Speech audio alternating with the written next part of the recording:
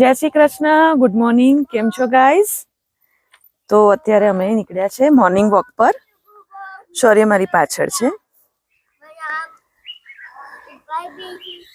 શૌર્ય, આપણી ગાડી બહુ ગંદી છે યાર. કાલ રાતનું એક સ્ક્રૂ ડ્રાઈવર હાથમાં આવી ગયું છે.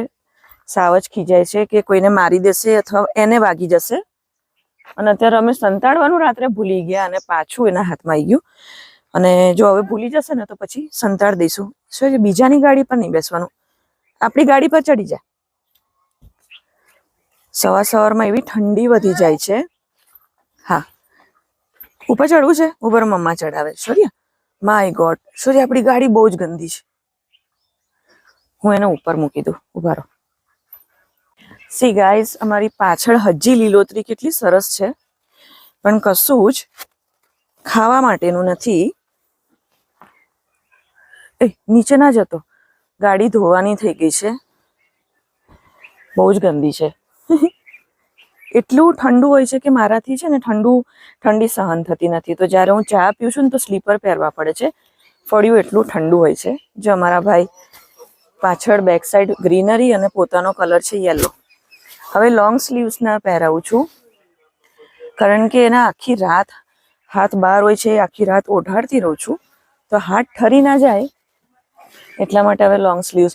આ ચોમાસાના લાયા હતા રાજકોટથી. સાવજ 3 ટી શર્ટ છે. હજી હવે એવું લાગે છે કે હવે કપડાની ખરીદીની જરૂર છે. ચડી જા. તો જુનાગઢ કદાચ એક ધક્કો થશે. રાજકોટ બહુ દૂર પડે. ચડી જા. આ 3 ટી શર્ટ હતા લોંગ સ્લીવ, તો અત્યારે નાઇટવેરમાં કામ લાગે છે. સાવજના પણ ટી શર્ટ ખલાસ થઈ ગયા છે. મારે તો છે. આહા, ચડી જા. લાવ ચડાવું. અને આ ભાઈના લેવાના છે કપડા. જો અમારો બધા કબૂતર ડાયા છે. અમારો એક જ ગુંડો છે, કાબરો. આનામાં અમે કાબરો રાખ્યું છે. અને બીજા બધા જોડે એટલી ફાઇટિંગ કરે છે કે હમણે ડેઈલી અમે કબૂતર ડકના પાંજરામાં રાખીએ છીએ. બતકના પાંજરામાં એને રાખવો પડે છે. અત્યારે બધા અંદર છે અને કોઈને શાંતિથી બેસવા નહીં દેવાનું.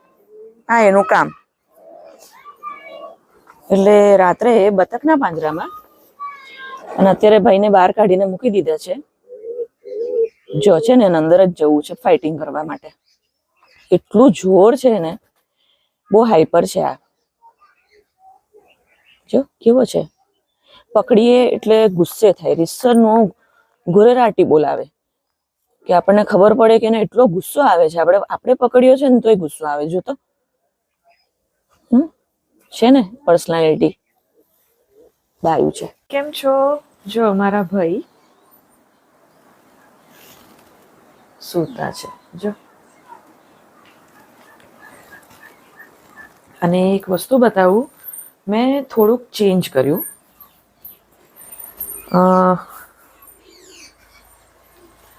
જો મેં અહીંયા આ એક ટાઈપની મની વેલ છે, તો આ કોર્નર મેં થોડોક ખાલી કર્યો અને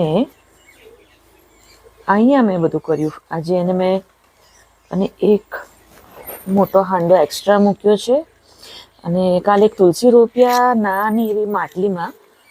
તો આના પર કુંડા હોય તો બહુ મસ્ત લાગે. એક આ ગાગર નાની છે ને ક્યાંક શૌર્યથી 1-2 વાર પડી છે, તો વળી ક્યાંક ઘૂભાઈ. તો મેં આને અહીંયા એક્સચેન્જ કર્યું કારણ કે મને અહીંયા છે ને સીધું આ ઉમરામાંથી જ્યારે હું કચરા વાળતી આમ રાખું છું ને, ત્યારે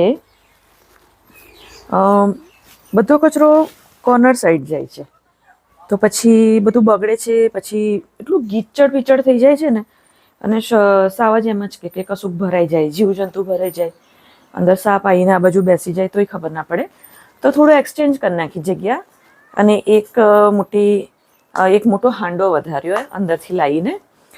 મમ્મીના ઘણા એવા વાસણો છે, રસોઈના વાસણ છે, પણ વર્ષોથી એવા ને એવા છે, કલાઈ નથી કરાઈ. એટલે બધા અમુક બહુ મોટા ભાગના વાસણો મેં પેક રાખ્યા છે. અને એટલે એક મસ્ત સ્ટેન્ડ પર આવા 3 સ્ટેન્ડ હતા. મને યાદ છે ડિસેમ્બર મહિનામાં મેં એને ફ્લિપકાર્ટથી બર્થડે ગિફ્ટ કરી હતી. એની 1 ડિસેમ્બર એની બર્થડે. તો એ મેં 3 સ્ટેન્ડ, એ જેમ વડોદરાના કુંડા અહીંયા આવ્યા તે 3 સ્ટેન્ડ અહીંયા આવ્યા. તો મેં મસ્ત વેલ મૂકી દીધી આ સાઈડ, જેથી કરીને અહીંયા કશું ભરાય પણ નહીં. જેવી શંકાઓ આપણને એવો વહેમ હોય અને કચરો પણ સીધો વાળીને એટલે મેં પેલી બાજુ. અને ત્યાં મનીવેલને લીધે એટલું સરસ લાગે છે. જો એક તો લાલ રંગની કંકુ કલરની ઓઢણી અને મનીવેલ. જો મારી મનીવેલ કેટલી સરસ છે જો. અને આ પિત્તળની જો ગાગર છે ને મારી મનીવેલ. મારો સ્પાઈડર પ્લાન્ટ જો કેટલો મસ્ત થયો છે.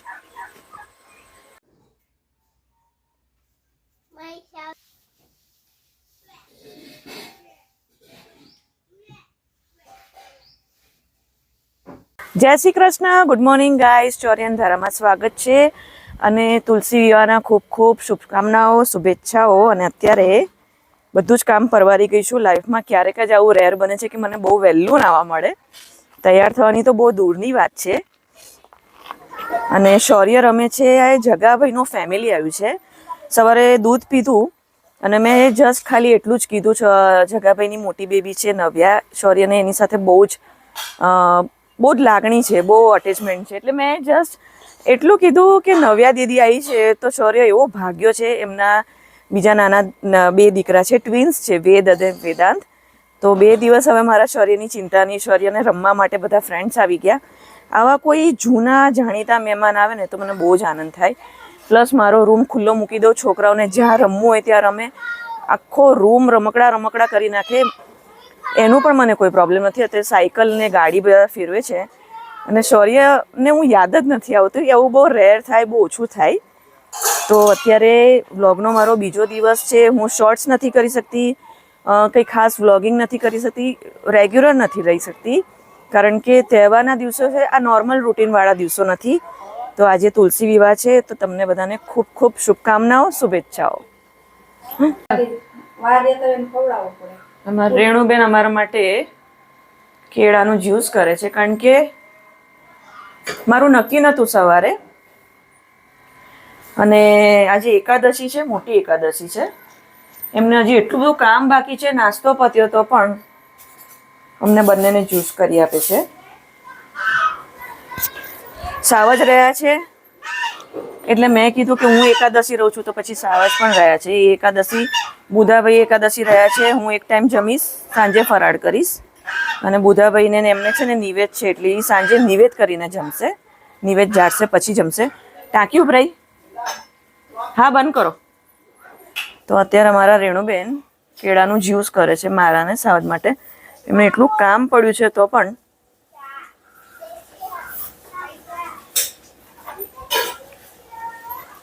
બ્લેન્ડર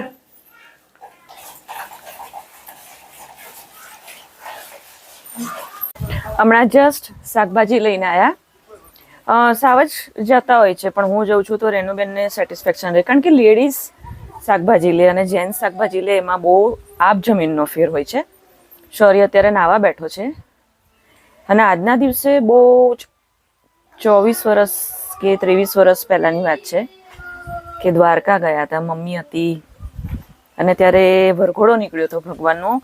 અને જ્યારે નાના હતા ત્યારે અમારું જે ગામ છે અમરેલીનું, ત્યાં એ ટ્રેક્ટરમાં વરઘોડો કાઢ્યો હતો. તો આજના દિવસે ઘણા ખરા એવા ગામમાં ભગવાનનો વરઘોડો નીકળશે, એ જોવાની બહુ જ મજા આવે. આવું બધું સિટીમાં નથી હોતું, તો બહુ મિસ કરીએ. જેમ કે મેં હમણાં પહેલાં શું કીધું કે હળમતિયા મનોરથ ચાલે છે, એટલે મેં શાક લેતા પેલા બેનને પૂછ્યું કે મનોરથ કેટલા દિવસનું હોય.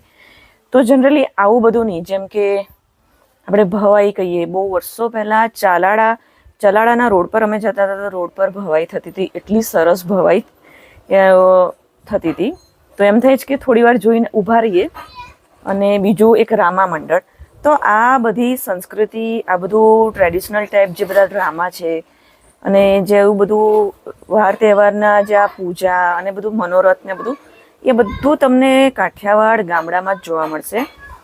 તો મેં કોઈ દિવસ એટલે સિમ્પલી આપણે વડોદરામાં તો સિટીમાં તો શું હોય, બહુ મોટે ભાગે તો શિવપુરાણની કથા અથવા ભાગવતની સપ્તાહ બેસે, ભાગવત કથા, બીજું કંઈ નહીં હોય. પણ અહીંયા બહુ જ અલગ અલગ પ્રકારનું સેલિબ્રેશન હોય કે ને માતમ કે ને કે ભાઈ આવું હોય એમ વરઘોડો. તો અત્યારે ઘણા ખરા ગામમાં વરઘોડો નીકળશે, જોવાની બહુ મજા આવે. ટ્રેક્ટર સજાયા હોય, 2-3 ટ્રેક્ટરો હોય, ગામના છોકરાઓ બેઠા હોય, મજા આવે. તો હમણાં જસ્ટ શાકભાજી લઈને આવ્યા. મને યાદ આવ્યું, અમને ખ્યાલ નહોતો કે અમે તુલસી વિવાહે દ્વારકા પહોંચ્યા, પણ રાત્રે જ્યારે અમે સવારે પહોંચ્યા હતા, નહીં સાંજે પહોંચ્યા, અને જસ્ટ કદાચ અમને એવું ખ્યાલ નહોતો કે મંદિર હોય, ખુલ્લું હોય કે ના હોય, પણ ભગવાન જ બહાર આવી ગયા. તો બહુ મજા આવી હતી. પાલકીને અમે અડીને દર્શન કર્યા હતા ભગવાનના. ત્યારે તો પબ્લિક એટલી નથી. 23-24 વર્ષ પહેલાંની વાત, એટલે વિચાર કરો અત્યારે જે ભીડ સોમનાથ ને દ્વારકામાં હોય છે એનાથી પણ ડબલ ઓછી ભીડ હતી. રેણુબેને પણ અત્યારે સાડી પહેરી મસ્ત તૈયાર થયા છે. અને હવે અમે બંને નક્કી કર્યું છે કે હવે ડેલી સાડી પહેરશું. કેવું રેણુબેન? એકચ્યુઅલી એમને આજે નિવેદ હતા મોટા, તો ઈ અને બુધાભાઈ બપોરે જ્યારે અહીંથી ગયા તો મંડિત પડ્યા હતા. નાહી ધોઈને નિવેદનું કામ કર્યું, અને બુધાભાઈ આજે ઘરે છે અને રેણુબેન એકલા આવ્યા છે.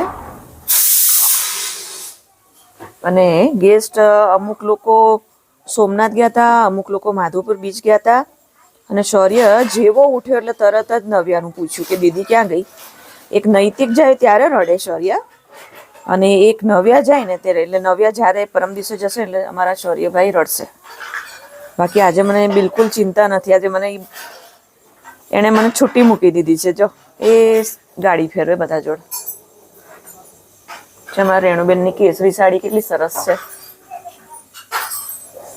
સાડીમાં લુક કોઈ પણ ઉંમરની બાઈ હોય, કોઈ પણ એટલી સરસ લાગશે કે કોઈ પણ ઉંમરની બાઈ હોય. જો રહ્યો એ હમણાં આવશે ઉપર ચડાઈને. એ આવ્યો ચોર્યા.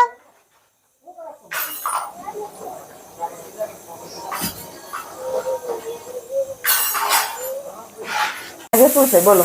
આજે આપણે રસોઈ એમ કોઈ નાના, હા ભાજી, પાવભાજી, હા, ખીચડી, દહીં તીખારી, અરે વાહ, રોટલી, બ્રેડ, એવું બધું છે. દહીં તીખારી બહુ મસ્ત બને. દહીં તીખારી એમની બહુ ભાવે મને.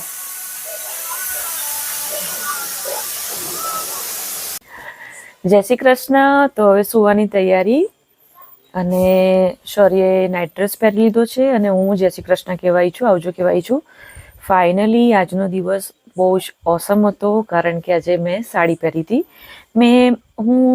જ્યારે મેં અમારા આહિરના ટ્રેડિશનલ કાપડું જીમી પહેર્યું, તો હું બહુ જનરલી બધા ઓર્નામેન્ટ્સ નથી પહેરતી, ખાલી વેટલા કાનમાં પહેરું છું, કારણ કે મોટે ભાગે એટલું ડ્રેસિંગ ચાલે છે, કારણ કે બધું બહુ હેવી પછી ડેઈલી પોસિબલ નથી. તો કાનમાં વેટલા પહેરેલું. પણ મેં આજે સાડીમાં એક માર્ક કર્યું કે મેં બહુ સિમ્પલ મંગળસૂત્ર કંઈ કાઢ્યું નહીં, તો સાડીમાં બહુ ખાલી ચેન બહુ સિમ્પલ લાગે.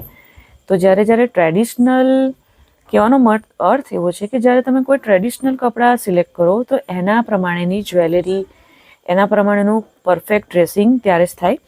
તો બહુ સિમ્પલ લાગતું હતું. આજે મેં જોયું વિડીયોમાં, એક શોર્ટ્સ કર્યો છે, એ જોયો ના હોય તો જોઈ લેજો. જનરલી બહુ તમે જોતા હશો કે લોંગ ડ્રાઈવમાં કે હાઈવે પર જોતા હો, સામે જે ગાડીઓ મળે કે ડ્રાઈવરની બાજુવાળો જે વ્યક્તિ હોય ઊંઘમાં આવે એટલે એના બંને પગ ડેસ્કબોર્ડ પર મૂકે, જ્યાં આપણે ગણપતિની મૂર્તિ પધરાવી હોય, જે તે ભગવાન પધરાવે, તો એના વિશેનો શોર્ટ્સ છે, એના વિશે કીધું છે.